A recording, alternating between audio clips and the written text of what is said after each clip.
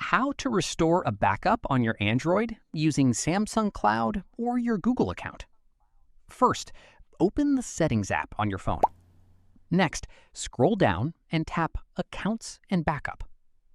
Method 1. Restore from Samsung Cloud.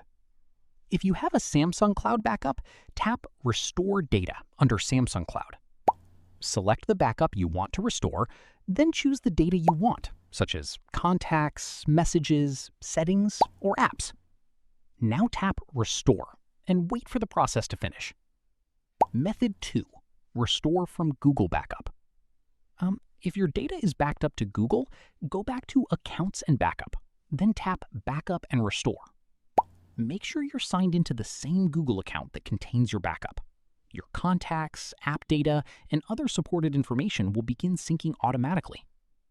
Before restoring, make sure your phone is connected to a Wi-Fi network and has enough battery to complete the process without interruption.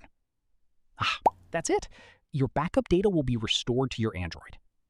If this tutorial helped you, don't forget to like, subscribe, and turn on notifications for more Android how-to tutorials.